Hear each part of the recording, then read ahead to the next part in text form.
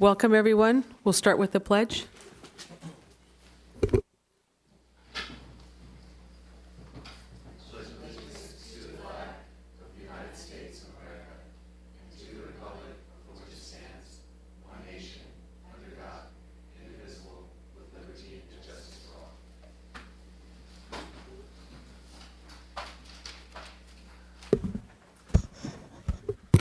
Okay. Roll call.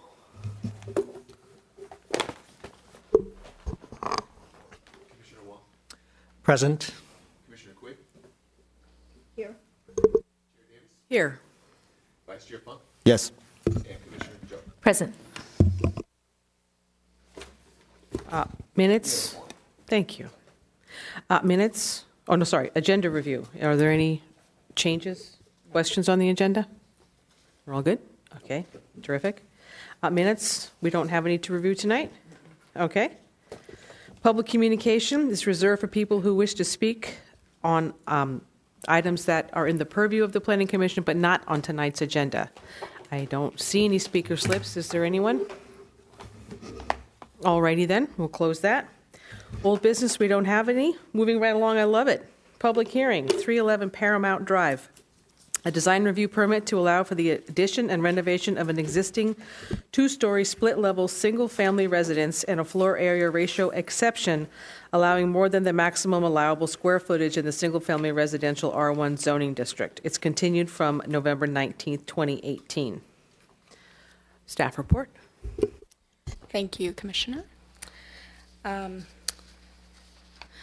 applicant for 311 Paramount Drive is requesting design review to allow for the addition and renovation of an existing two-story split-level single-family residence and floor area ratio exception, allowing more than the maximum allowable square footage in a single-family residential R1 zoning district. At its regular meeting of November 19, 2018, the Planning Commission voted unanimously to continue the item, allowing the applicant time to address concerns about the requested amount of additional floor area. The project site is located in central Millbrae, approximately 1 block south of Cappuccino High School.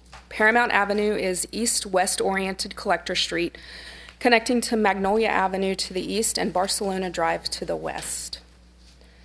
The existing residence, located on a 6,080 square foot interior lot, was built in 1949 and is described as a single-family, two-story, split-level structure.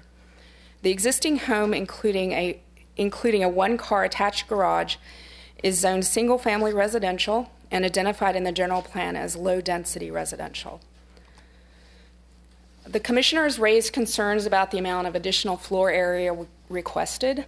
Proposed revisions at our last meeting to discuss this item.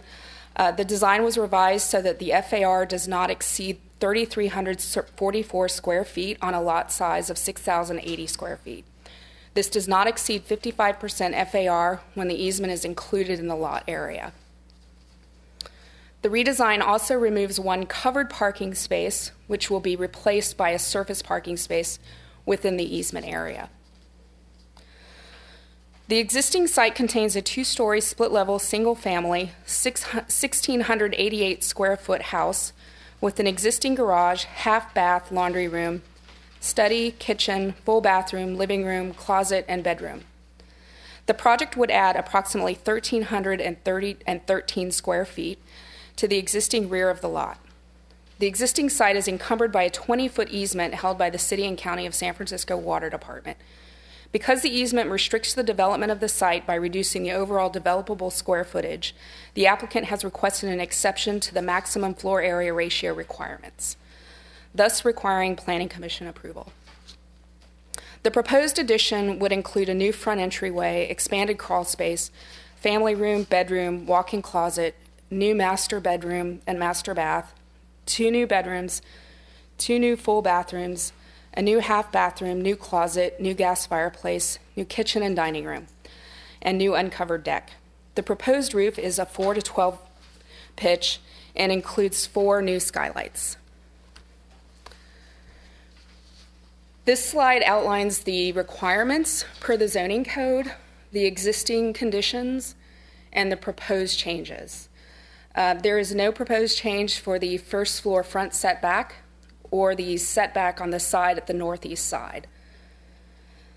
There's a 20-foot setback that's existing on the southwest corner or the southwest side and a 20-foot proposed southwest setback. The rear setback is a required 10 feet. What's existing now is 42 feet 10 inches. The new proposed rear setback is 19 feet 10 inches. The second floor front setback is 13 feet. It's an existing non-conforming condition, and they're not requesting any change. The second floor side setback at the northeast side as well as the southeast side, as well as the southwest side, are required 4 feet due to the excessive ground floor setback. They get the credit, maximum credit available of 6 feet. As we mentioned earlier, there are 2 required parking spaces. One is existing, which is covered. The proposal provides 2 parking spaces, maintaining the 1 covered parking space and providing 1 surface parking space. This surface parking space will be at the easement side. The garage area will actually be reduced from 470 square feet to 309 square feet. The lot area is 6,080 square feet, which is allowed. The existing, considering the easement of 1,907 square feet, when we remove that from the overall square footage, the existing site becomes 4,781 square feet.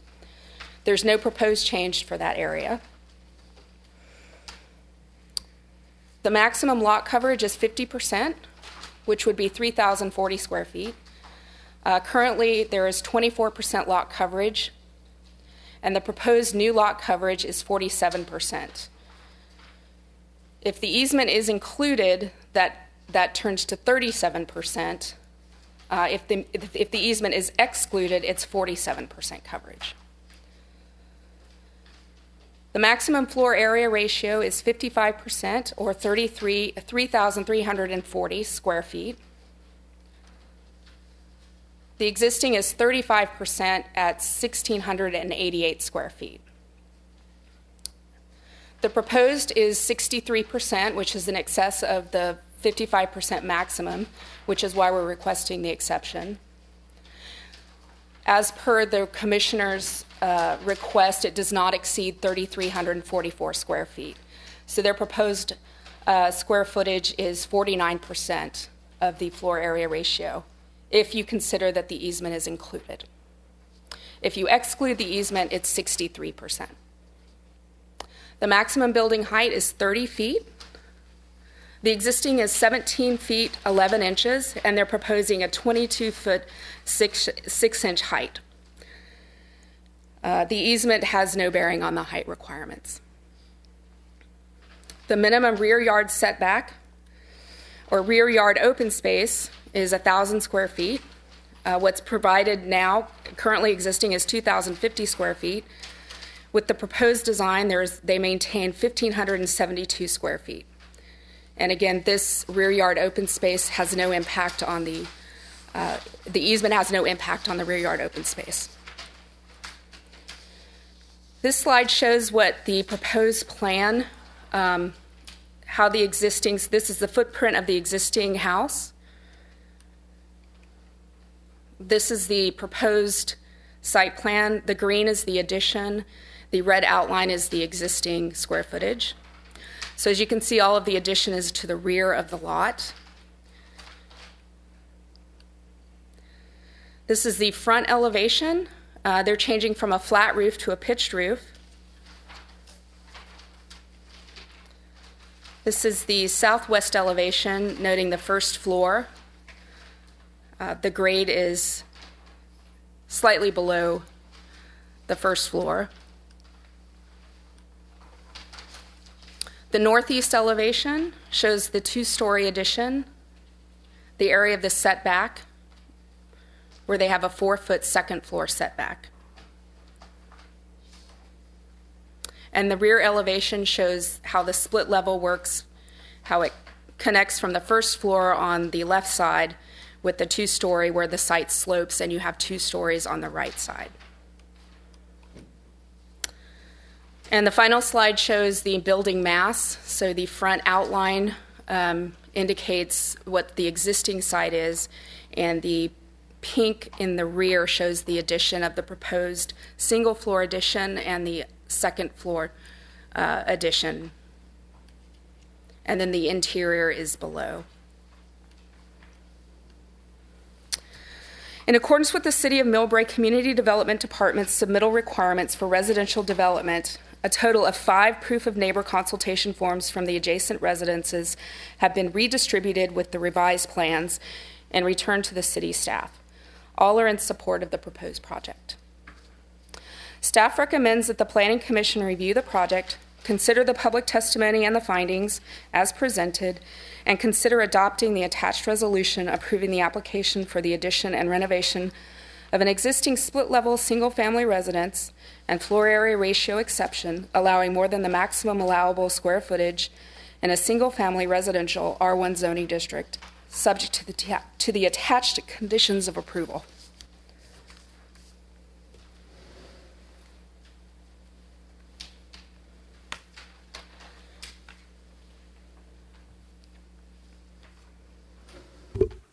Any questions for staff right now?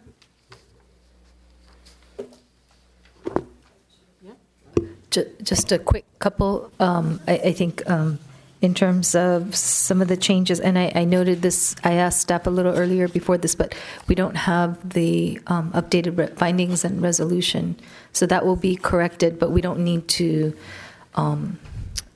it doesn't need to be conditioned or anything, right? So correct. Those just wanted edits to can be confirm made that. by staff, yes, and Okay. they're noted. Okay, so those changes are noted. And thank you. I wanted to make a comment to thank you for the chart, because that was very helpful to show the difference between if you included the easement versus not including the easement. So that was very helpful. So wanted to note that. And one question regarding the northeast side. I guess the first floor side setback on the chart does show it as if it's a 5 foot, because first floor, and I know it's weird because it's a split level.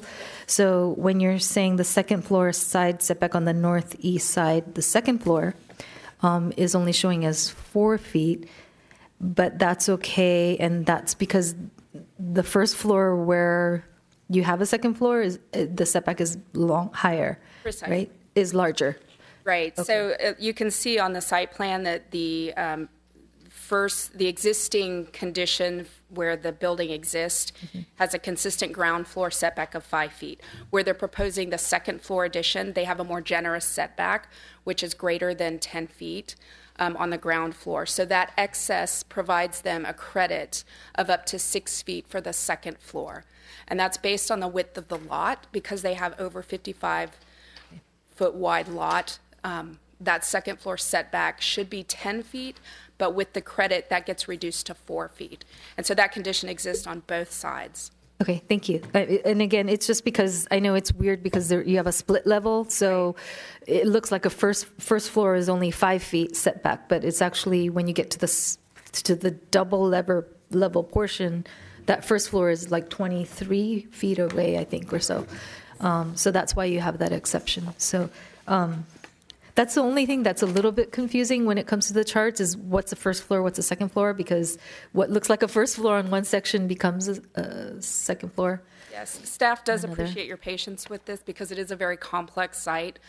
Being the split level, it's challenging to convey what is happening with the site as well as the split level construction, so we do appreciate your patience. Thank you. I just want to make sure I was understanding it right, because You are, yes. the chart was like 5 feet, and then it only needs 4 feet more. So I just wanted to clarify that. And just one quick question regarding the surface parking. What is the requirement? What are the required dimensions on that usually? For a surface parking, it's required 8 by 16 feet. Okay, that's the minimum. Correct. Okay. Whereas an enclosed space, you need 20 by 20. 20 by 20. 20. I'm sorry, 10 10 by 20. Okay. Okay, thank you. Yeah.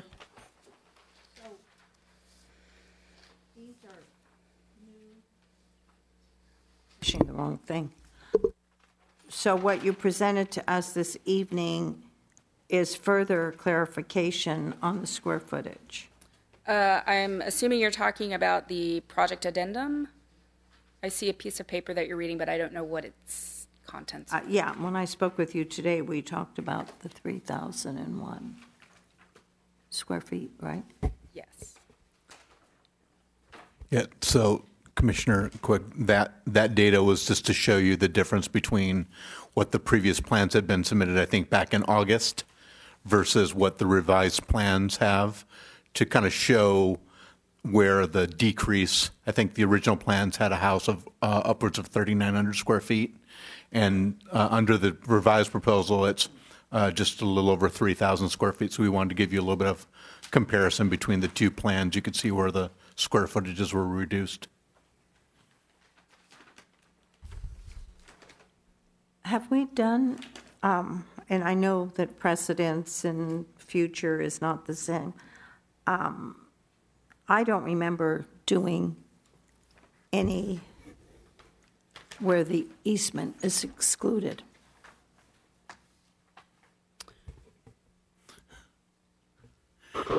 So if I could just chime in on that. So, and I mean, it's always been a pretty firm, an easement is an easement. So if, yeah, so it's been, I mean, it's been a little bit of an interesting process as I was looking through the zoning ordinance, trying to understand that, because we understood there are some questions about some of the calculations in the staff report, and then also trying to wrap our brains around it as well. But it, under the definition of net lot area, the city's zoning definition does talk about times in which you exclude the easement and times when the easement is allowed. I've never allowed, in the time I've been, which is a long time, I haven't. We have something on the books where if the slope is excess of 30%, then we go ahead and, make adjustments for that. It's very similar, because the site that we're looking at is fairly unique in that the easement is so wide. It's a 20-foot wide easement on two properties, and that area is owned by the water department. But because the easement is of such a size, that area gets removed from the calculations for the overall site, which is almost identical to what happens if you have a site where there's a severe slope, anything greater than 30%.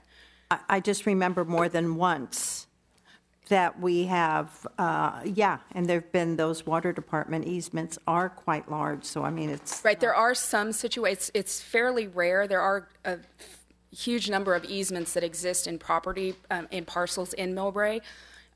This one is of size, which is why staff felt that this was a good candidate for an FAR exception, because they're so encumbered by that easement that their development rights are difficult to achieve. But that was on the deed when they purchased it. They knew those easements were there, right? This is true. However, they still can achieve some development.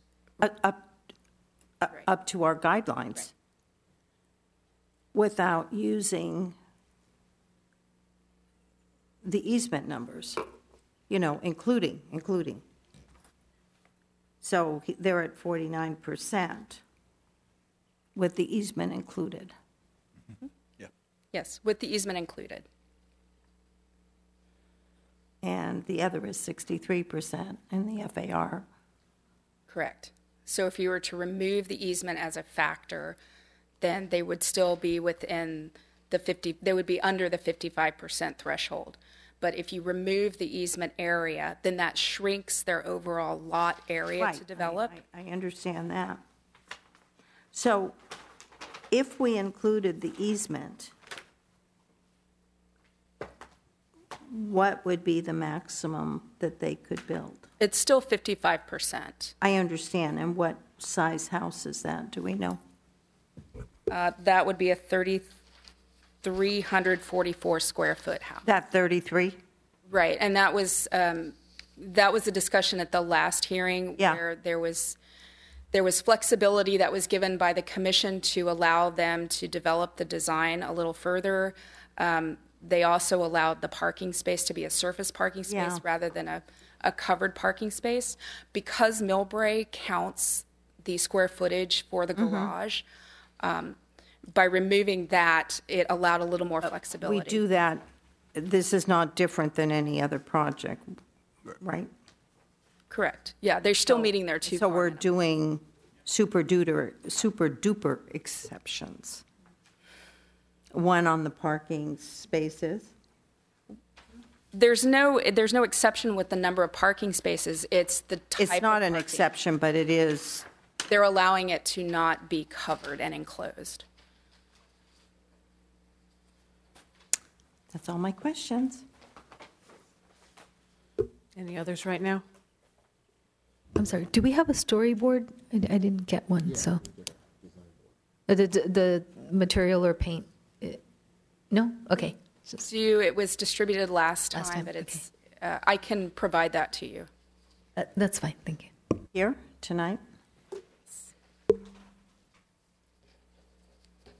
Okay. Oh. Oh, go ahead. A couple questions. So to clarify, the property, even though there's an easement, it restricts them from building, but that easement is their property, correct? Correct. Okay.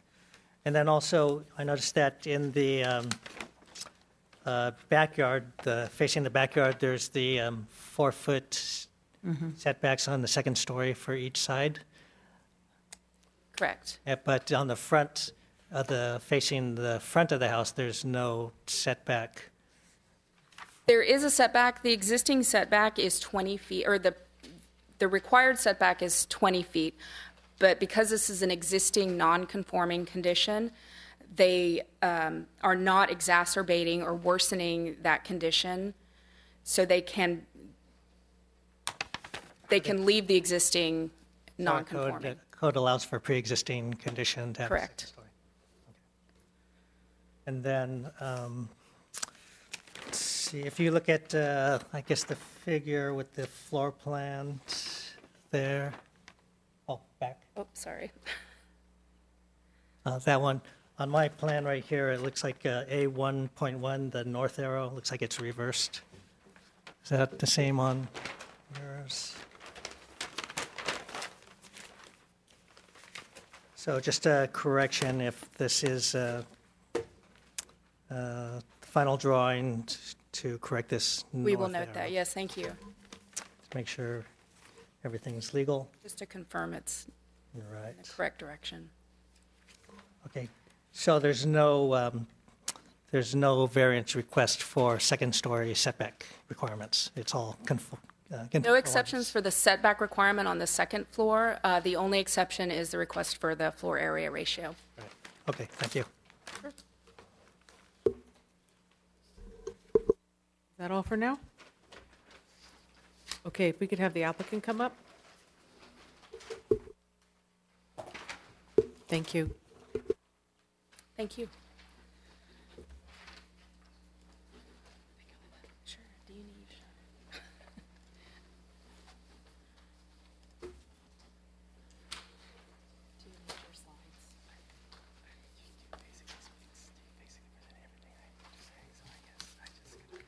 Okay. These are all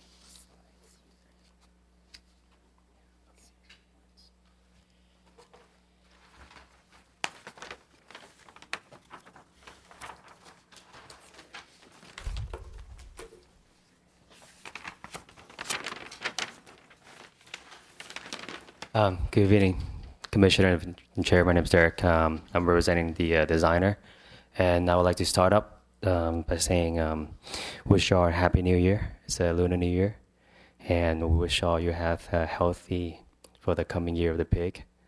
And I would like to also say thank you for Linda for great presentations. She pretty much touched up on everything I need to say, and it's a very thorough presentations, and I would like to say I would like to answer any question you have for me, and we'd like to have your support in this project as well. Thank you.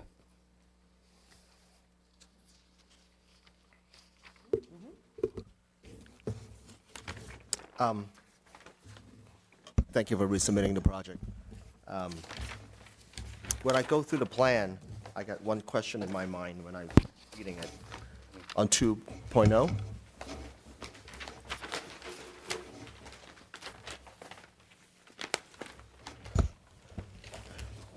you have a door that exits from the family room? Correct. Why? It's just getting easier access to the yard.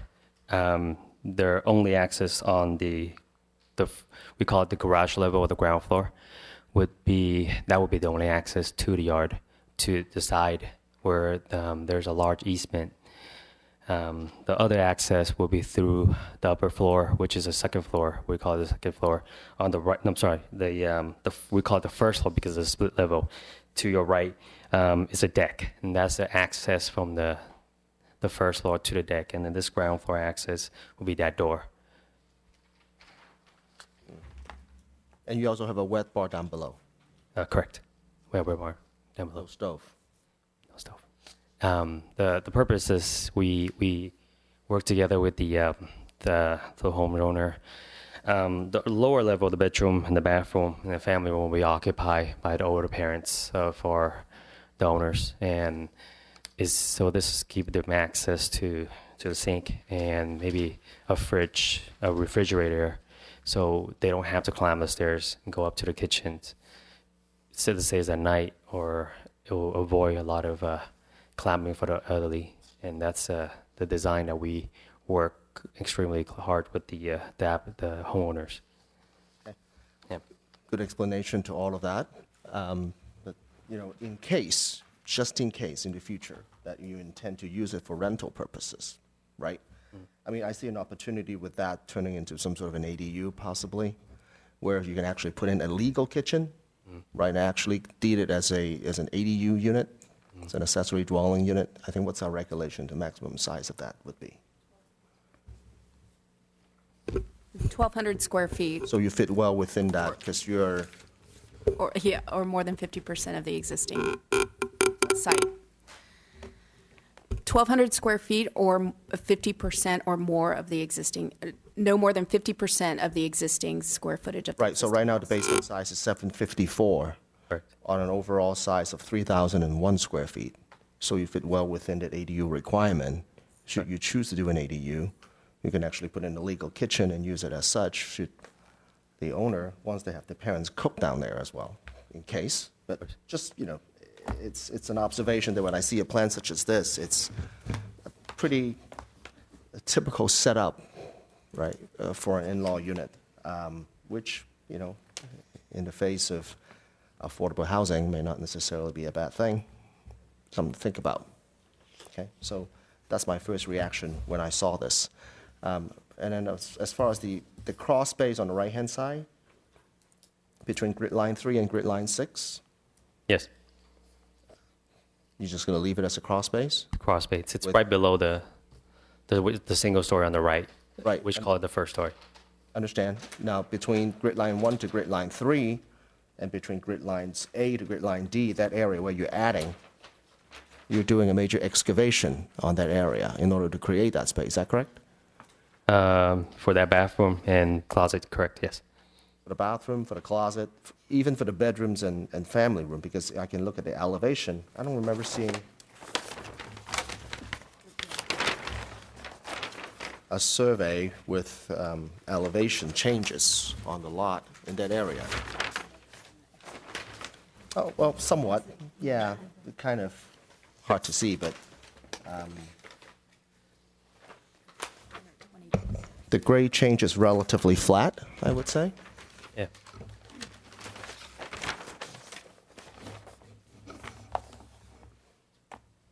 So either you excavate quite a bit in order to create that family room in the back and the bedrooms in the back. The grades elevate from north to south, and on the first floor, where the ground floor extension does not require a major excavation, other than the closet and the bathroom. That will need to be excavated a certain amount to make that, to clear the headroom. The family room itself, that lot towards the back of the current existing garage is just currently pretty flat. Okay. So the cross space stays cross space. It would say as a cross space, correct? Okay. I have a quick question. What is the height of the crawl space now? If you would like to, I will give you that information. If you could turn it to, it's less than 4 feet high.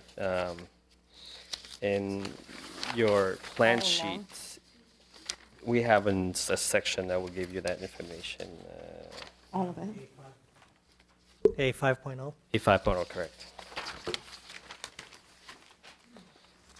The cross space from the highest head height in the cross space is 4 feet, but it gets a lot lower when you get towards the side of the house, where it's only about 1.5 feet.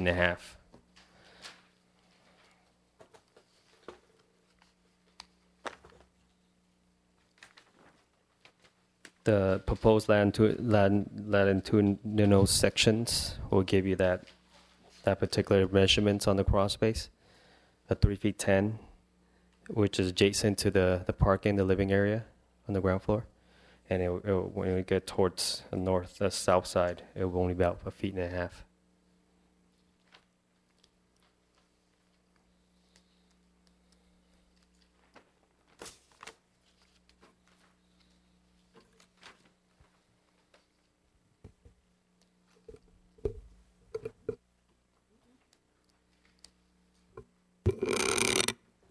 Any other questions for him?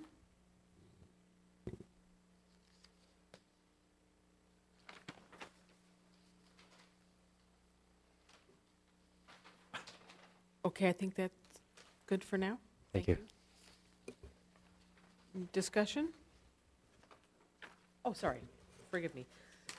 Public comment, I don't have any speaker slips. Does anybody want to speak on this project? Alrighty. That part is closed. Now, discussion.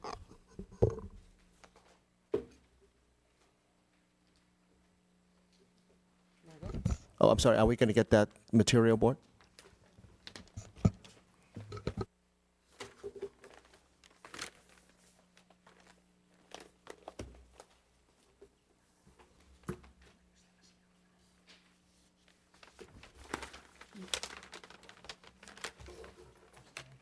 You want to go? Nothing to say? As Commissioner Fung said earlier, thank you for coming back with the new design. And I think it's much better without that tandem garage and kind of reducing things. I'm personally comfortable with the allowing for the easement. I do believe in the staff report it mentions that we are allowed to make those FAR exceptions if the easement area is more than 10% of the gross lot area. And in this case, it's 20. It's quite a bit, so quite significant. So I think allowing for that, I'm comfortable with it. I'll just say that. I don't have any other comments beyond that.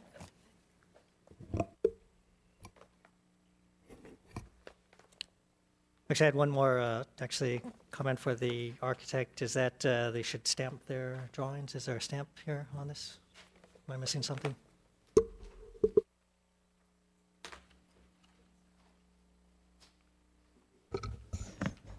I don't believe it's required for residential remodel such as this, but they would have to stamp the structural drawing as part of the structural analysis and the structural plan. Oftentimes on residential remodel such as this, the designer doesn't necessarily have to be licensed.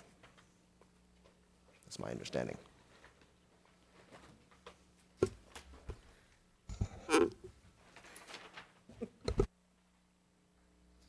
After coming in, just hearing part of that question, I'm assuming that you wanted clarification if the designer has to, the city doesn't require that they're licensed architects? For the residential design, the city does not require that designer or applicants have licensed architects. We highly recommend it, but it's not required. What's the limitation? Was it 4-story, right? I think it was. Anything over 4-story requires an architect stamping? I believe it's the zoning that requires that. If it's a commercial, it requires a licensed architect. If it's residential, it doesn't.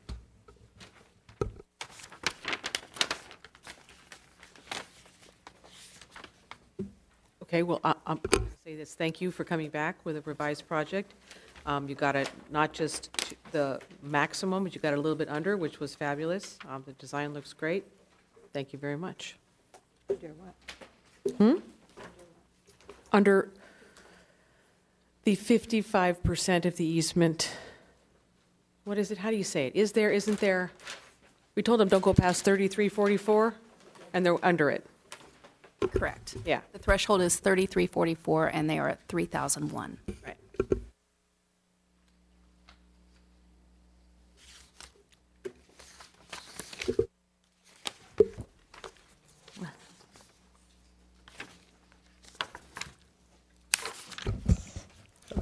A question for the applicant, if I may.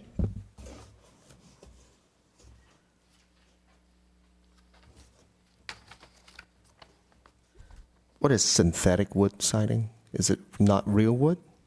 Yeah, it's not the actual wood. It's a compression.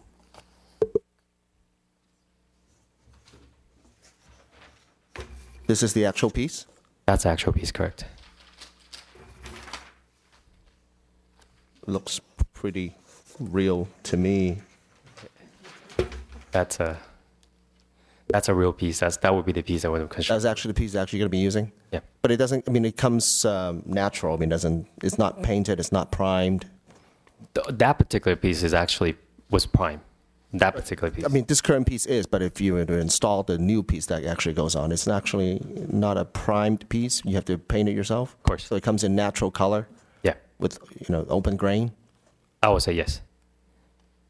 We have the finished product. We don't have the raw material that would be in, but that would be the finished product that were sent to us by the manufacturer. And that's the color you're going to paint it with? This particular color, actually, yes, that would be the color.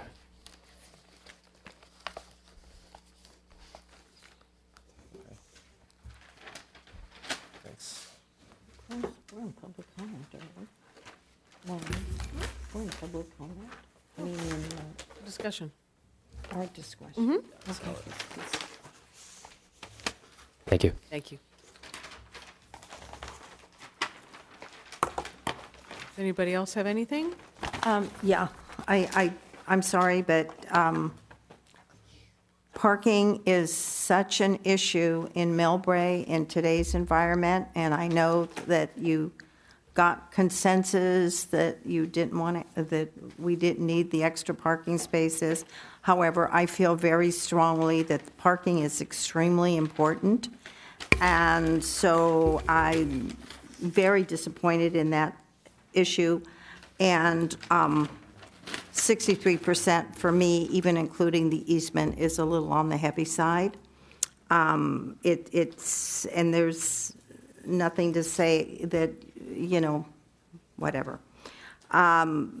So I'm not real happy with it, and I think we could have done a lot better. I do appreciate that you have made some adjustments, but we are, up until now, single family, and the house is still pretty large, and I just am disappointed in the no parking spaces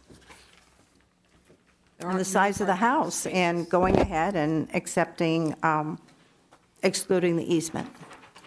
There are 2 parking spaces. There are not 0. Exactly, but they should be covered. We did eliminate a parking space. Well, we would have added a I mean, parking per space. our code, we allow for surface parking to be, I'm sorry, I'm going through the chair. Per our code, we allow for the uncovered parking, so we're not making an exception. So I just want to make sure we're that's not clear making, that quote, we're not. an exception. No, we're not making an exception at all, not quote or unquote. It's not an exception It's an allowance, so. Whatever. I feel very strongly that we should have 2 regular parking spaces on a house of that size. Definitely 2 parking spaces. We have far too many homes in Millbrae that have 1 garage and very large homes, and that is causing a parking situation that I think we could remedy when we have an addition going through. So, and I agree, if there was absolutely no reason or how we couldn't, but I think with everything that we have here, I think we could have had that second space.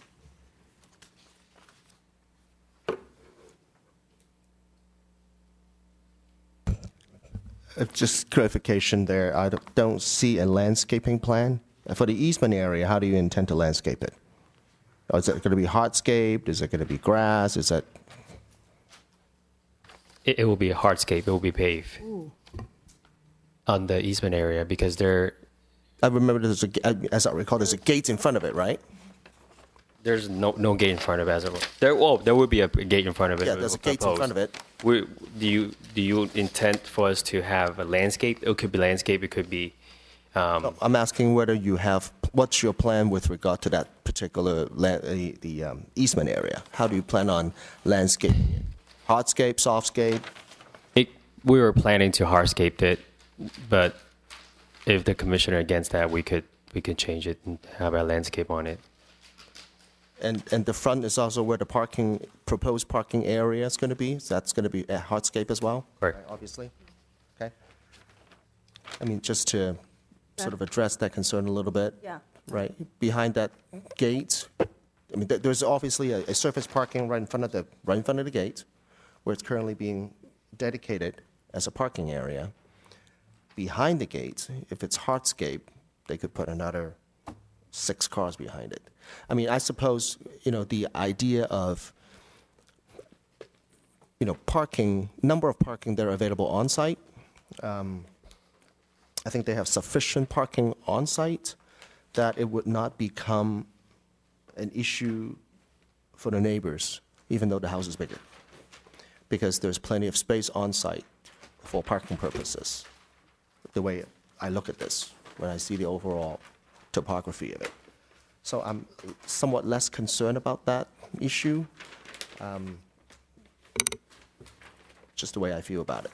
Yeah. We also have no opposition from the neighbors. Yeah, right. All the neighbors are okay. 5-0. One thing that I do want to bring up, and I'm not going to try to make that a requirement for the applicant, but it would be a good idea for you to, create an ADU within that basement unit, right? I mean, it looks like it's prime being set up for that. If you actually did it as an ADU, apply it as an ADU, you can actually put in a legal kitchen. Far too many of these illegal stuff going on throughout the Bay Area because the cost of living is too high. There's an opportunity to do it.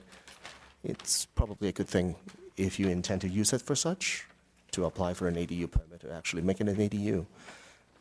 Based on the way I look at the plan, if you close the wall between grid line D and grid line E on 2.0, where the entrance door is next to the garage, that unit will be completely isolated with complete access from the second floor to the garage. I'm not going to make that a requirement, but something for you to think about, right? Yeah. Well, we'll discuss with the homeowners and. I mean, you can make it legal, so do it right. Of course. Okay. I have I'm sorry, this goes back to staff for a moment, but I thought we're taking away a lot of space that was permeable, quotes, and I thought we had made some kind of, that so much of this, when we're removing so much of the permeable water, that we were going to require permeable cement or permeable pavers. Has that been included in this? We do have, the code requires that if within the 20-foot front yard setback, 40% is paving, as allowed paving, which would be a driveway. We don't consider the walkway as paving. And then 60% landscape. So as long as they're within that ratio, it's approved. We do work with them. If they do want to have a paved surface, they can have permeable paving. So we do encourage that just as a best practice if they want to have paving in the front yard. But if they are over that ratio of 40 to 60% paving to landscape, then we would require that it was some permeable. I think it's something we might consider in the future, though, when there's a lot of building going on and we're removing all of that land, that we should require, and this is nothing with this, it just kind of spurred my little brain, and that maybe we ought to look at that just to save the environment a bit. Correct, and these zoning codes actually do work in tandem with other policy documents, such as our green infrastructure plan and our wastewater treatment. All of those plans to reduce runoff, sequester all of the groundwater on site, and let it percolate back into the water table. All of that they're all working together. So part of what we do is to review the plan to make sure that they do have that 40-60 ratio. Yeah, there was something further, longer driveways and things like that. So We do have design recommendations, but again, since we don't have design guidelines or Okay, thank you. codified design requirements. Thank you. Through the chair, if I may. Are they not required to put in a civil plan with C3 calculation? They should, right? On sites that are over 5,000 square feet, if they are doing a new construction, they're required to provide that. Only for new constructions. The state does audit us, so for each project, we do have the water worksheets that they have to submit. Most of them, because they're under 5,000 square feet, are not applicable, but we do have them fill it out, even though aren't required to. I mean, one thing to address some of those issues is even when you get long driveways, area where you need a lot of hardscape, you can break them up, right? These big pieces of concrete, you can break them up and interlace them with pebbles, for example. Then waters can percolate. They don't necessarily run off to a different property. There are many ways to deal with these issues, and all it needs to be is a little creativity when it comes to the landscaping part of it. So. But, it would be a good idea to have landscaping plan on these things, so you could be a little bit more clear in terms of what they're actually going to put in. So that would alleviate a lot of these problems.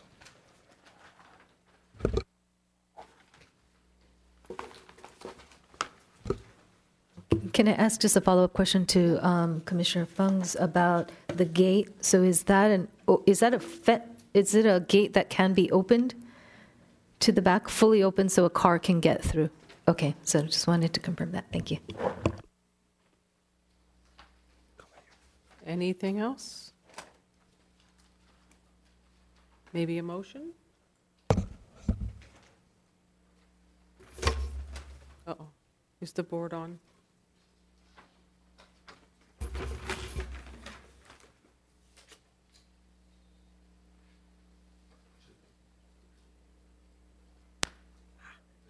Oh, here we go. I'd like to motion a design review to allow for the addition and renovation of an existing two-story split-level single-family residence and floor area ratio exception, allowing more than the maximum allowable square footage in a single-family residential R1 zoning district.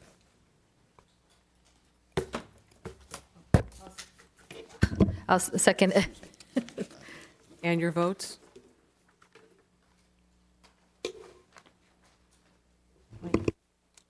Some. Wait, okay.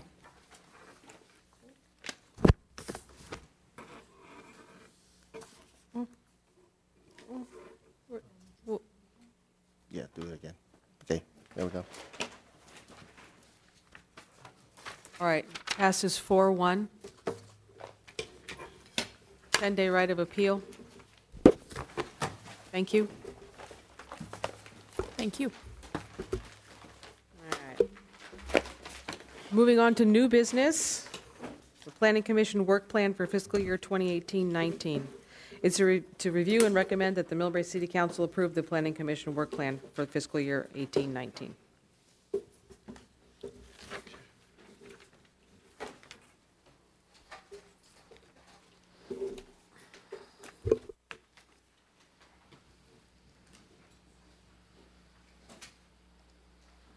Okay. Chair Davis, Planning Commissioners, thank you for the opportunity to present tonight on the fiscal year 18-19 Planning Commission work plan. The staff recommendation for this evening is for the Planning Commission to review and recommend that the Millbrae City Council approve the fiscal year 19 Planning Commission work plan. As you may recall, this item has come back before the Commission at 2 prior meetings.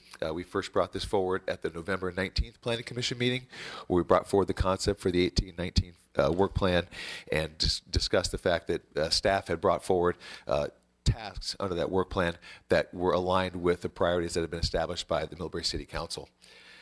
Subsequently, we came back on December 3rd. At December 3rd, we had an opportunity to review and to vet the items in the work plan, or the tasks that is, and we had a total of 7 tasks. Those 7 tasks were created through the council recommendations or council priorities, staff's interpretation of those priorities, as well as direction from the Planning Commission at the December 3rd meeting. So with that being said, at the December 3rd meeting, we then had the item was continued, and so we're back before you today to allow for additional discussion that was requested for the continuance. So I'd be happy to take any questions or open up for discussion. Oh, and here are the 7 tasks that we have. I should have these up earlier. I apologize about that. Task 1 is as an advisory body to the City Council. Task 2 is going to be working, as we always do, ongoing on the Millbrae Municipal Code or our zoning ordinance. Task 3 through Task 7, actually as it is, are all actually council priorities for fiscal year 18-19. And so Task 3 is our long-range planning. That includes our general plan update, our El Camino Real and downtown, the development of our El Camino Real and downtown specific plan, as well as the development of an active transportation plan. Task 4 is specific about the El Camino Real and downtown specific plan, but that task actually relates to developing impact fees that would align with the impact fees that we developed for the Millbrae Station area specific plan. Task 5 relates to our wireless communication ordinance. We've been very familiar with wireless applications, and so staff is actually currently working on bringing forward that wireless communication ordinance to you sooner than later. Our Task 6 has to do with our accessory dwelling units. As we know, the state has changed some of the rules and laws for us as it relates to accessory dwelling units, and so now we need to catch up and we have to work on our accessory dwelling unit ordinance such that it's a more seamless and easier process for the public and staff to interpret and administer. And then task number 7 is an important one. Task 7 is the development of residential design guidelines, again, to also make it much more clear for the development community, for homeowners, as well as for our elected body, our decision makers and staff. Thank you. Any questions for him right now? Yeah? We'll wait? Okay.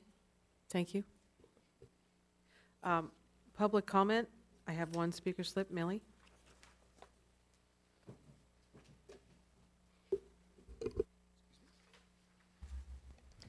Hi. I know you guys have a whole lot of stuff on your plate, and it's also really important, but just want to emphasize that a lot of us are really excited to see a draft of the downtown ECR plan, and or even to know when you think that might be coming out. I realize that's maybe as much for staff as for the commission, but given that it's here in your work plan, I wanted to remind you that we're eagerly awaiting it, and thank you so much for all your hard work. Thank you. Okay, I know there's nobody else because there's nobody else here. Public comments closed. Oh, I don't think we've ever been here just by ourselves. we're glad you're here. All right, so discussion? I think that we need to really concentrate on task number 6.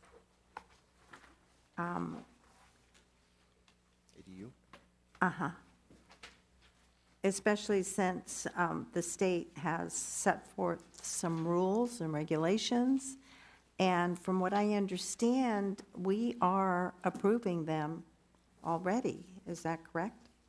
So because, and if that is correct, my second little piece here is, I think we need to really start moving on this and trying to design these ADUs that will fit well with Millbrae. I mean, I think Belmont has come through with something, but at this point, I had not realized that we were already approving ADUs. Right. And so there's a set form by the state. Is that correct? Right, that's exactly right. So I'm just surprised we weren't in all of our discussions about ADUs that we weren't, at least I didn't know we were approving them. Am I the only one that didn't know? I guess one thing that wasn't clear to me at the beginning was how these ADUs were getting approved. I know that there's a state regulation for that, but I didn't know that if it is something that would be approved at the staff level, or does it require the commission to approve them when they applied? Well, go ahead. yeah, sure. So when the new law was adopted at the state level, essentially what municipalities needed to do was they had two options. One, either update your zoning ordinance to be in step with the new state law, or implement the new state law. So you don't really have much of a choice. We haven't gone through a local process to develop Millbrae specific standards. So what we have to do is just comply with what the state law requires, which also allows for no discretionary review of those applications. So in fact, when they come in, we have to review them to make sure they're consistent with the size and all the other criteria that the state sets forth. In some ways, right now, our residents are getting the benefit of probably what is the maximum that you'd be able to do, because we're just compliant with state law. If we go through this process and it's determined that we want smaller units or parking standards or other types of things, and sometimes parking is exempt by the state, we could come up with much more tailor-specific regulations. But my point in saying that is there is a level of luxury and flexibility as the way that the state law is written now, because it's giving sort of the maximum ability for someone to come in and build one of those units. I don't have the data with me here today, how many we've approved throughout the city, but we certainly can assemble that in the preparation of an ordinance. So it sounds like, I'm sorry, so it sounds like as long as the application came in that fits the state criteria for an ADU, we're just approving them over the counter? Right, so they have to go through the plan check process. So it's not over the counter per se, but they have to, give us a site plan, give us all the requisite zoning information, and then we do a technical review to make sure it's compliant with the state law. And what wiggle room is there? I mean, you're saying that, can we go under the state? You can. Yes. You can. So in other words, as Linda answered earlier this evening, right now the criteria is to allow units up to 1,200 square feet, but no more than 50% of the existing size of the home. If locally, if we wanted to go lower than that, we would be able to. So there is some room to kind of tailor make the standards, and I know a lot of communities have done that. Others have just said, hey, we're just going to go ahead and comply with the state law to make it sort of as easy as possible. At the end of the day, every municipality has to ensure that their process does not have any level of discretion, so it has to be a by right scenario. And then so essentially whatever standards you create, it will always be a plan check process that leads up to the issuance of a building permit. I mean, you could go bigger if you want. Yeah, I mean, San We Francisco had- does. Yeah, what? absolutely. ADUs, Beyond. more than state requirement. You can give more than the state gives.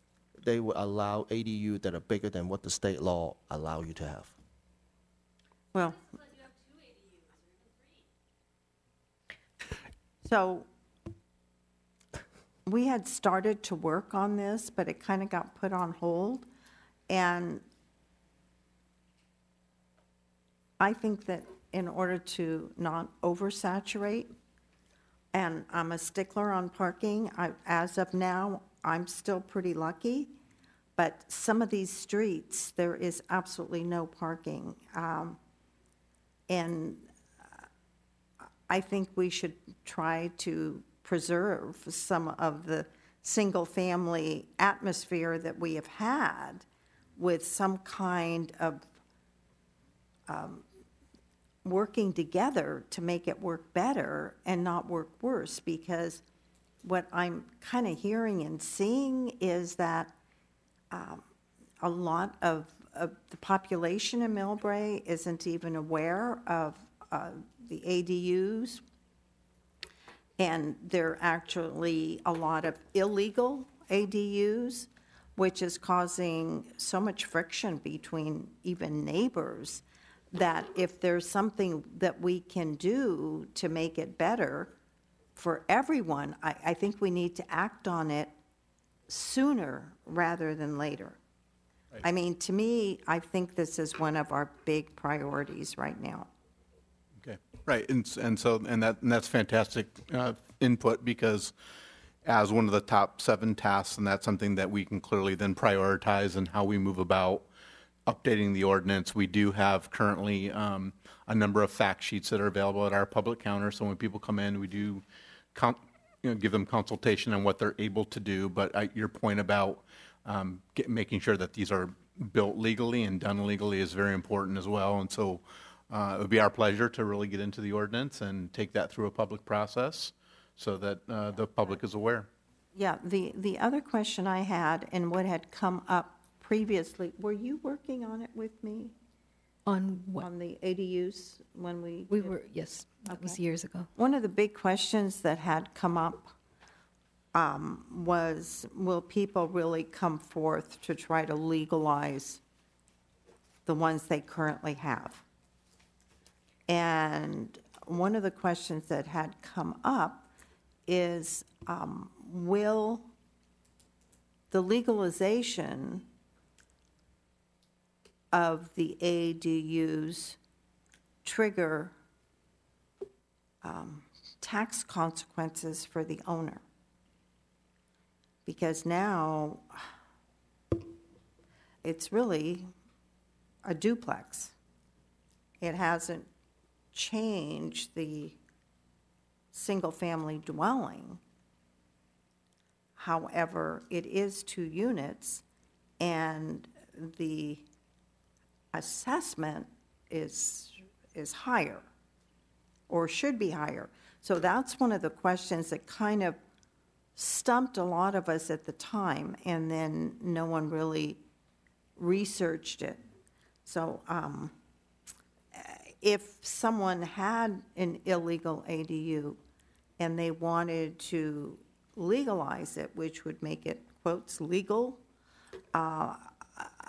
would it trigger an increase in assessed value?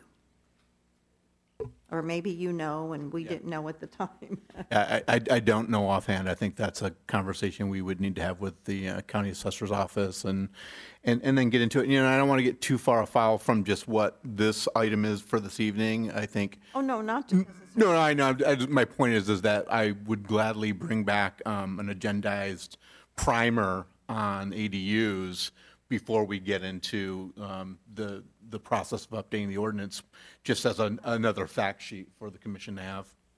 I would be, I don't know how anybody else feels, but. Well, I think we don't want to get into the whole discussion on it right now. No, so I was wondering, would you like to maybe, our completion date for that is December 2019. So it sounds like you're saying you'd like to maybe move that up a bit. So I don't know what would be realistic, because I know there's a lot going on, but would that be something? I feel that's more important than the residential guidelines. So like the residential guidelines at March right say now. By mid-year have something. Yeah, I think that's very reasonable. I mean, that's something that I've been accustomed to working on before, so that's good. The other thing is just thinking about how much outreach we do on this topic. Sometimes I've seen these processes, you know, a lot of people get very involved in wanting to talk about how those standards will impact local neighborhoods. So I think that's good, and so I think mid-year is aggressive but doable. Like But how does that- maybe July? Would that, is it? Well, June, July, yeah. Okay. I'm looking at update general Everything else. plan, Right. downtown plan, El Camino. I mean, how does it fit in? It's a micro topic to these grand things. Is it, which makes more sense to do first? If you guys only have so many hands and hours. Very true. Because I don't think it's our, to tell you exactly when to do stuff. You have a boss to tell you guys what to do. Correct. But obviously, they're all important. I don't think there's anything here that we wouldn't love done tomorrow. Yeah. Well, So it's hard. I mean, you guys have to figure out if there's a flow. maybe what I would suggest is that, if you all agree that that's the 7 items you'd like us to focus on, then what we could do is come back with a proposed time frame for all these items. Obviously, the El Camino Real specific plan and downtown plan and general plan, those are ongoing. We already have those earmarked really for the latter part of 2019. So that's going to continue moving on. The things that would be sort of staff intensive will be the wireless communication ordinance as well as the ADU ordinance, because that will be done in-house primarily. And then residential design guidelines, I just had a conversation with the city manager today about that. We have some ideas on getting that going as well. So I think if you'd allow us to come back with a time schedule for you, then I think we could certainly do that, as long as you agree that these are the top 7 tasks you'd like to see done this year.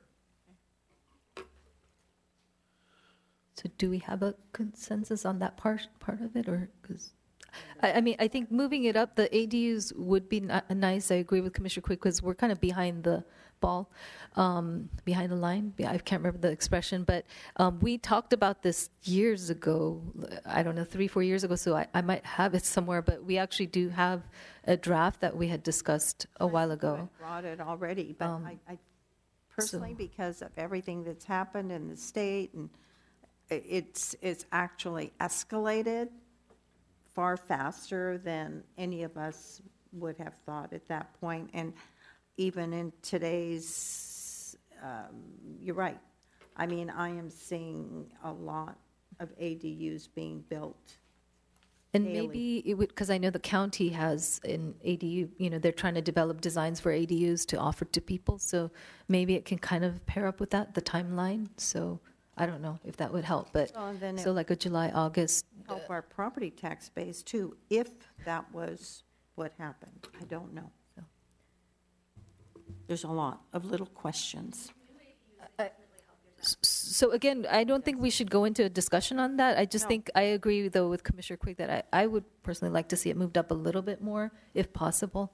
I'm not sure about other commissioners. What do you think? Move it up? Yeah, I do believe the ADU ordinance is important, although we're currently working on, the lack of a Millbrae-specific ADU ordinance, we're basically basing it on the California ADU ordinance, right? So there is something. It's not like there's nothing. I don't know what is the utilization rate of that state ordinance here in Millbrae. If there's a percentage or some sort of a statistics, do you have a ballpark? How many have been legalized? Unfortunately, I don't, but I can certainly, like I said, I'll put together a fact sheet, and then I'll put it as an information item on an upcoming agenda, so you can have that data. The way I look at the priority on these things, I sort of measure that with the screaming factor, if you will, by the public. I heard people screaming about our downtown needs revitalization. You see them on the internet, you talk to people at Safeway, Lucky, people keep telling me this. So I think that's a very important piece that we need to get to as quickly as possible. And same thing for the wireless. Every time there's a wireless that comes up, you see a room full of people, trying to fight it. But yet I haven't seen anyone who fight over an ADU just yet. So I guess from that perspective, I think if that's a measure of how important it is to our residents, I would say the El Camino Real downtown plan, the wireless plan, would probably, in my mind, it takes a little bit higher priority. For myself, I'd need to look more into the issue, but I know that there's been a lot of controversy with Supervisor Wiener in San Francisco trying to pass a lot of laws for, higher density housing near mass transportation. Mm-hmm. And just on the face of it, it looks like, something like an ADU law. I'm all for more local rights, and for the state to come in and have requirements, it would disrupt our entire general plan in our city planning process. So on the face of it, it looks like it could be very disruptive, and we need to give more thoughts and more community input if we have the option to do that. But I need to look more into that situation for me to give more informed opinion or decision making. I'm not sure what other decision making we can do if there's a state requirement to allow ADUs and they're passing it without council review. So what options do we have to put more, I guess more design and development and guidelines in place without just accepting whatever blank designs people want to submit and have to approve of them. Is there any recourse we can take, or is it? Yeah, I think the recourse is coming up with a specific ordinance that's local to Millbrae, that is tailor-made, that fits better with the neighborhood, if that's the desire. Like I said before, the state law essentially authorize, maximum square footages and these types of things, and so the city just has to comply with that state law the way it is now. And so in going through the process, and as we talk to residents and we talk to the Planning Commission and Council, then we may end up with much more tailor-made standards within what the law will allow us to do. So that would be our recourse.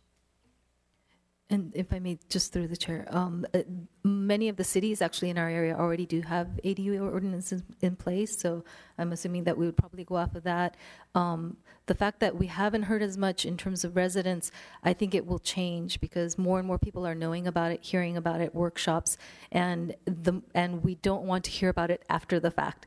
After the horses have left the barn, we don't want to close it. Yeah, I don't think they're all done, but I think ADUs are a great idea in many different ways. But I do think that we do need to kind of account for that in Millbrae, certain areas, and being. If we don't do anything, then we're just letting the state take over, or right, the state ordinances take over what we could be doing. So there are cities that have them. They're on the websites and stuff. So I'm sure you all know about those resources, but I think for even as commissioners, it's good for us to get to know those as well. But I agree. I think the South Side ordinance definitely is high priority to get that taken care of, but I would like to see, I think the ADU, at least it's a little less, I think, daunting than the downtown the downtown plan, a little less. So it might be a little bit less, something that we can cover a little bit easier, right? And some things that are taking longer, not because staff aren't working on it, but because there's so many other people, so many big things involved. So, if I may, can I move on just to an overall comment on? I was thinking on some of these were for the steps to completion. It's a little bit unclear, and I think it would be nice to break it down a little bit more because, say, for step 2 and 3, it says conducting. I'll go to step 3: provide analysis and recommendations to the Planning Commission. So that's a staff step, right? But it kind of is a little bit confusing. Whereas I'm sorry, task 3, it's overall. So, but that's just an example. So task 3, steps to completion, it says provide analysis and recommendations to the Planning Commission for consideration. So here it's kind of assumed that it's staff, but I think it would be better if we can make it clearer. If you go to task 6, it does say for steps to completion, staff drafts accessory dwelling unit ordinance, city attorney does this, and Planning Commission does this. So I think just being a little more clear on who's doing which steps would be great to have. So just not changing the substance of it, but just to clarify who are the ones taking care of this part of it. Like I don't think where the commission's not the one who's contracting with the consulting firm, that kind of thing. So I think that would be good to just make that very clear, because it is our work plan. So to be clear on which members are conducting those steps, and perhaps it can be something to the effect of, that the Planning Commission receives the information from the staff, gives direction to staff as to what information we want, and then we provide recommendations to the City Council. So just to make that a little clearer, I think I'd like to see that. And just a question, because I know the terminology keeps changing. So we're not PD, it's not a priority development area anymore, it's downtown specific plan, or? So originally, this was called the Priority Development Area Specific Plan. The Priority Development Area, though, does covers the same geography as the Millbrae Station Area Specific Plan, and so it was determined that it would be more, it was just more clear to the public and more clear to the development community that it was really only for the El Camino Real corridor and the downtown, and so therefore the name was just changed, but it still covered the same geography that it was going to cover before. Okay, I just want to get my own terminology. So Task 4. I thought it might be nice, because that is really just talking about the fee schedules. So maybe renaming that, because El Camino Real and Downtown Specific Plan Task 4 falls actually under Task 3, because Task 3 includes the actual plan. Task 4 is more the fee schedule. Correct. Okay. Yeah, we called it out specifically for that. So what you're saying is we could modify the title of the title. Okay. Right. To just, again, clarify, because otherwise it looks, when I was reading through it, initially it was like, wait, wasn't that already in Task 3? Because it does talk about El Camino Real and Downtown Specific Plan there. And so just to clarify and make sure that we're referring to this fee schedule, impact fee schedule. I would the design, residential design guidelines, Task 7. We don't have any? I thought we had them, but we just want to update them and make them better? Or do we not have any? Because it reads here like we don't have it. No, we have design guidelines. There's some question about whether or not they've been formally adopted. So they're guidelines that we use to help consult applicants when they're making an application.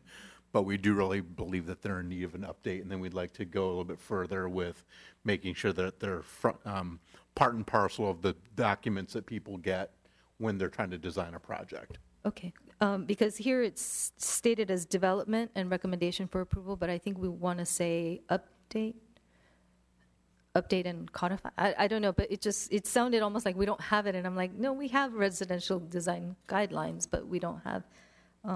So maybe the word development instead of having that, just. We can clarify that as well. Update. And I'd like to make sure that we include somewhere specifically, and I'll leave this to commissioners too, but for the reevaluation of that ordinance regarding the second floor additions that we had at ministerial approval. I think I know we keep saying they can go into these tasks, but I'd like to make sure, if it's less than 500 square. I can't say. I know that we should be able to bring that forward to you soon. I know we have collected that data, and so that will be forthcoming soon. Okay.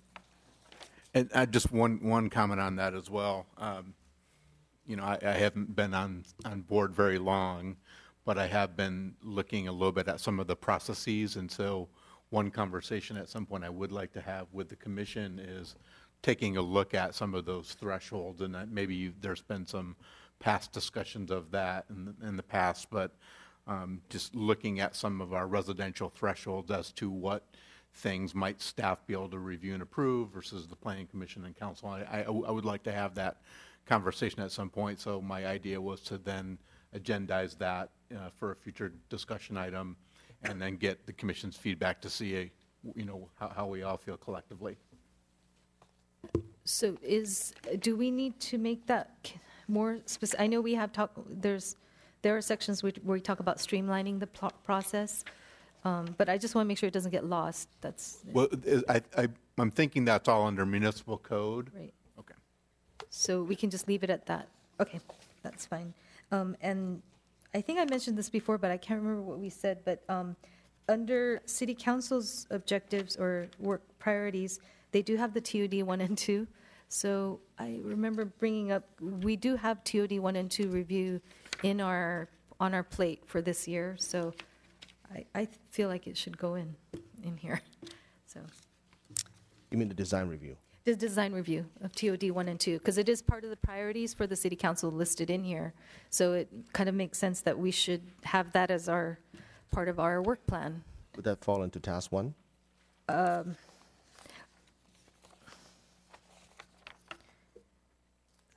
I mean, I think it's big enough that, On its own? yeah. I mean, it's in here that city council is going to do the design review and for the planning commission prior to planning commission decision. So The reality is whether or Yes, not too. we put it on it as a separate item, we're doing it anyway. yeah, but I mean, we could say that about everything we're doing. There's a reason why we do a work plan. For me, I guess the way that I'm viewing a work plan is these are our goals for this year, and then at the end of the year, we're going to look back and say, did we do the goals that we had for this year? And so having it written down is kind of a nice thing to. I like having a checklist where we say, yes, I did that. And through the chair, could I just clarify? We're speaking of the bullet point for the council priorities. It's the one, I think the 6th or 7th one down, related to the TODs and design review prior to planning commission decision for the noticing. I think what the intent was for that is that the way that that actually reads is it's specific citywide noticing that would occur prior to it going to the city council. I think was the intent.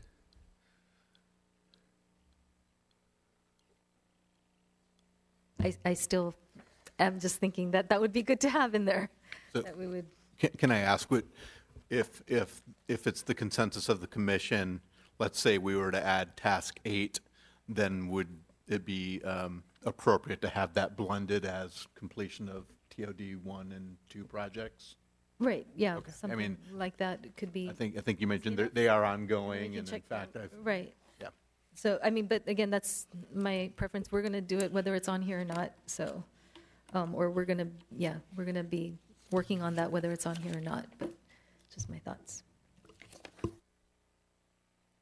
As far as helping expedite the review process and moving these projects along, the half the year's already gone by, and this is a very aggressive schedule.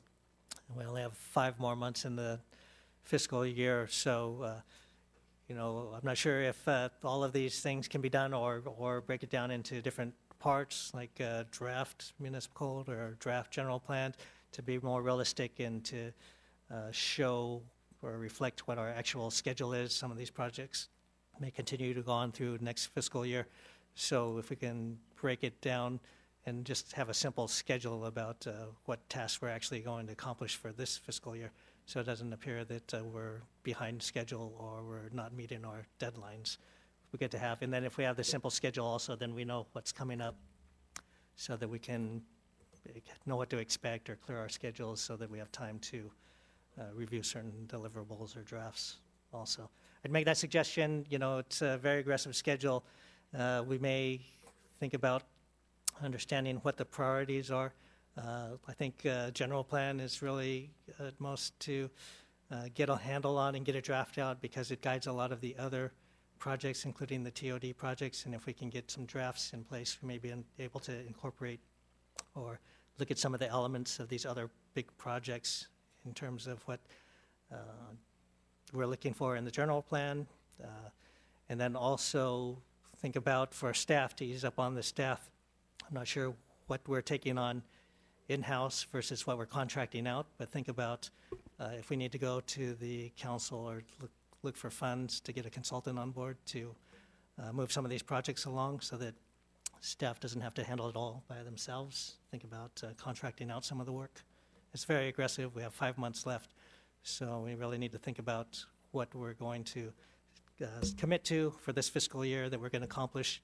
And if it's not a complete final, maybe we put in, complete drafts or start contracts or so forth, to be more realistic and set the expectations for the rest of the city and the council also.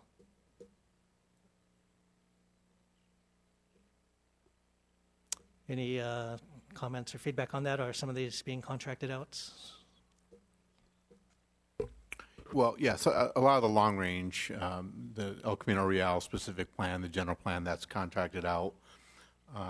The wireless ordinance we are working on internally, and right now, at this moment, we did want to look at the residential design guidelines in-house first. That may be something that we could certainly look to a consultant to help us with. I think the accessory dwelling standards is something that we really can do in-house. And then as far as a more global upgrade of the municipal code, I think that needs to be a staff-led process, but that doesn't mean that we couldn't have consultants that could assist us with that. But that has to be very, when you're embarking upon large-scale code changes, you really want to make sure that you have staff involvement to make sure that it's reflecting what is important to the community, and you don't want that to get watered down. So I would recommend that we would have some consultant help, but that it's staff led. Yeah. So, but I do like your comment about, maybe breaking it down into what components of the project could be, either started or at a certain point this fiscal year and then going into the next, because as I look at this, I already know, there are a number of things that are going to spill over into fiscal 1920.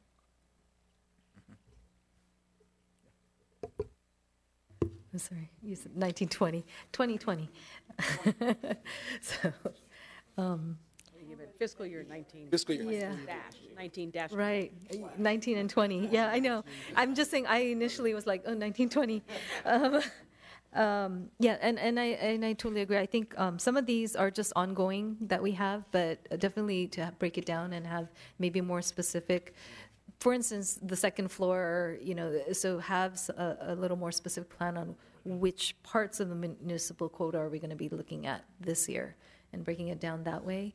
And just a thought that I remember when I first came on the commission, we would get, I'm not sure if it's an Excel sheet, but it would actually have like all the projects and when they're coming in and everything. It was kind of daunting because it was a lot of lines in there, but it was really good at the same time, especially as a new commissioner, just to have an idea of this is what our work looks like, and what projects are coming down the pipeline. So if there were a ways to do that, I don't need an Excel sheet, but maybe something where we can actually, or even the public could see, here's what our plan is. We're trying to get our wireless ordinance by this time, and the general plan is working like this, and the active transportation plan is kind of going to be happening here in the year. I think maybe having something like that would be really nice. Well, I'm glad you said that, because we already started it.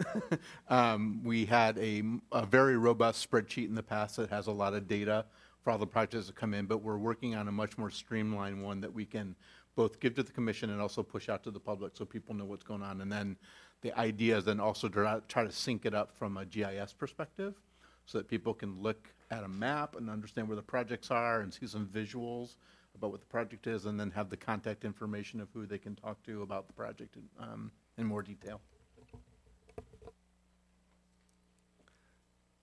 Just a couple of things. I wonder where we are on the rec center, if we need to have any involvement in that in terms of the change of the design, if any. We don't have a design in front of us to change. I mean, it hasn't. They scrub the whole thing? Oh, I've scrubbed it, but I mean, it's not here. Right. So do we need to have it in our work plan to? No? Not if this is by June. No. Well, since we're talking about spilled over between 19 to 20. Was there another thing that need to be spilled over? Another thing is, the permit status clarity on the website, for example, that type of thing. I keep hearing people wanted to make sure that, there's some sort of easier way to disclose how and what permits being outstanding in the city, both for the permit applicants who are eager to see their permits getting approved, as well as those neighbors who, hear hammer and nail gun and not knowing that whether or not there's a permit associated with those work. So I believe we started doing some of that last year, trying to implement some sort of an online system. Is that correct? That was the Tyler New World system that you're speaking of. However, that system, I regret to inform you that it does not have the capability, or that was not the intent to have that system utilized such that the public could dial in and see what projects were currently ongoing.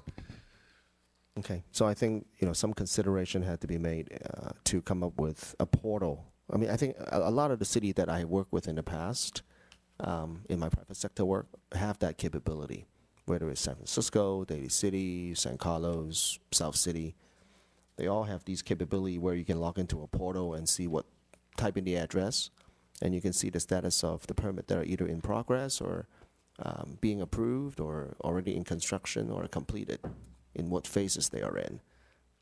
Having that would actually go a long way to eliminate a lot of phone calls that the planning department receives.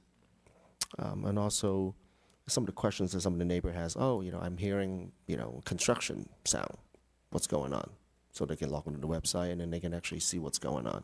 Same thing for the applicant who are looking for their permit to be approved. They kind of want to see, I've been waiting for 3 months. What's my permit doing? So that they can track it online. I don't know if it's something that could be done before the end of the fiscal year, but I certainly think this is something we should do. I think all of this is important, but this is the third time we've been with our work plan, and we're making radical changes to it again. I'm afraid that you're going to be working on our work plan until we have to do the next one. Our work plan is not the staff's to-do list, so that they need to come up with a permitting system, yes, please, but not a part of our work plan probably, right? I don't think so.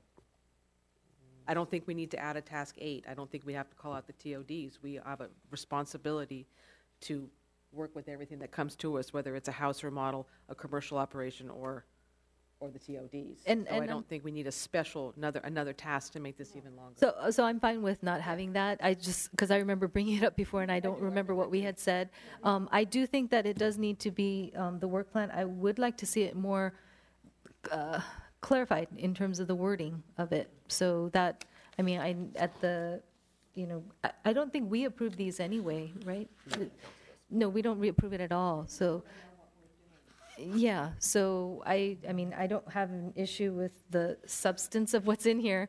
I think it's more the timelines is one thing, and then the wording of some of the things and clarification of who does what is what all I'm asking for. So I'm not really asking for a whole reworking. I feel that I had a decent understanding to Commissioner Joe of what changes you were looking for, and so if the motion was to ask for clarification, I think we can incorporate those into the final draft that goes to council.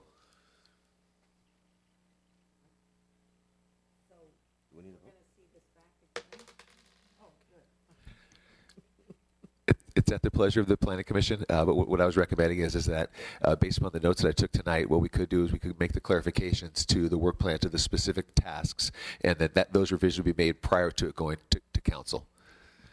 So it would not have to come back. And then I would add, then what we would do is then come back with just in your packet, in a normal Planning Commission packet, sort of what we see as that schedule moving forward. So you'd have that before you. The one thing so how about the timelines? That's the one thing that, is that going to be, you're just going to kind of adjust it as you kind of see what's good? Is that? Yeah. Okay. So you have a mic. Your mic. I'm still. When you said you were going to come back to us with some information about how many of these you've kind of approved, and now I lost my train of thought. Oh my God. That's it. There was something else. If I think of it, I will call you. Oh my God.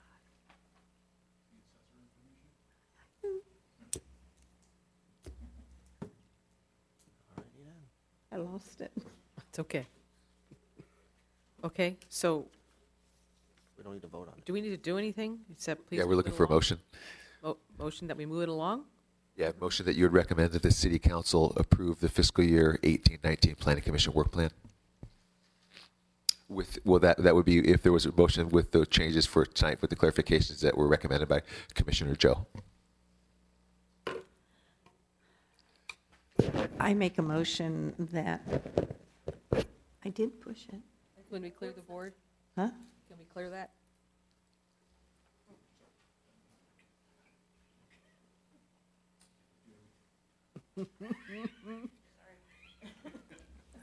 I make a motion that we recommend to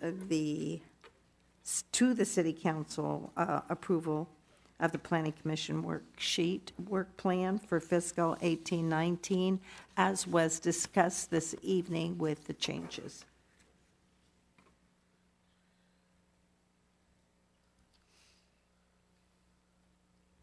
You want a second? These, There we go. All right, and votes? did you do it? This one, this one. Hit display. Okay, 5-0. 5-0. Motion Thank you. Thank you. After all that, are there any staff updates? Thank you, Chair. The one update I did have is I know the commission was asked about availability on February 25th for special meeting to consider the formal design review permit for the gateway at Millbrae Station. So we do have quorum for that evening. So please plan on that, February 25th. And as I had mentioned before, we have Bernadette that's joined the staff, and so she's going to help try to keep us in line and ensure that we get our packets out and the minutes done.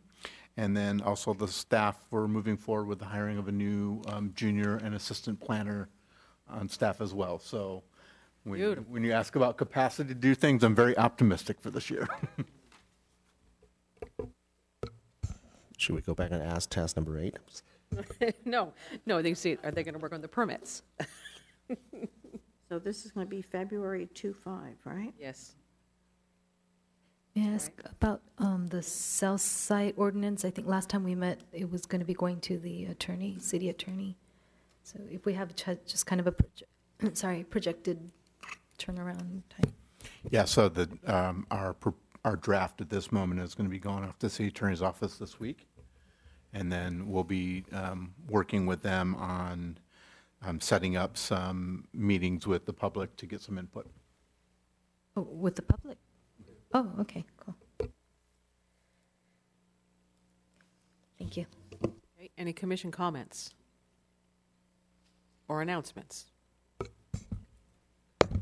So just to clarify, so on the 25th, we're going to be, it's not another study session. Okay. But then is it going to have to go back to the city council again? Yes. Yeah, so council had indicated that for both of the 2 TOD projects that they wanted to have the final hearings on those. So why did they do all these other study sessions? So that they were able to give feedback to the project applicants prior to them coming forward with their formal hearings. So when it comes before us, supposedly, it's going to have the direction from the city council already. And planning commission, yes. Yep. Okay. However, there's nothing to vote on during that meeting, right? No, yeah, it'll be it's the application for the design review permit. So there would be a vote, an action taken by planning commission, and then it would go up to council for final action. Will we be getting something like that for the Sarah project, or is that still soon? Yeah, that one's a little bit behind TOD2 at this point now, but that will be moving forward pretty soon.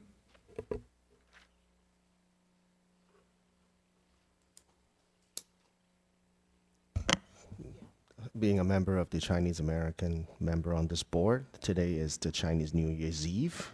I'd like to wish everybody a happy new year. It's going to be a new year tomorrow. It's the year of the boar, so wish everybody a healthy and prosperous New Year. Thank you. And you celebrate for how long? 12 months. No, but what is it, a month? I almost said a month. Usually 15 days. Oh, 15 days. But our Or as many Millbrae days as you need. festivities will be March 2nd, right? So the Chinese New Year, the Lunar New Year festival Right.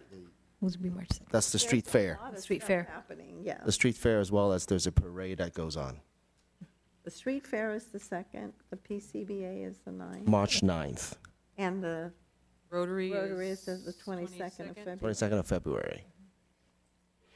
Oh, Lots boy. of fun. And I'm trying to be on a diet. Just Walk to all those events. as an announcement, just kind of early advance notice, I do have my shredding party set for April 20th. So shredding party and e-waste recycling will be at Mills High School, and we raise money. It's free to everybody who comes, but we raise money for Mills High School. So save your papers as you're starting your taxes. 10 a.m. to 1 p.m. It's a Saturday. And we do take electronic waste as well. So all the shredding, we don't. It doesn't need to be shredded, but anyway, any confidential documents to be shredded, you're welcome. Anything else? We're adjourned.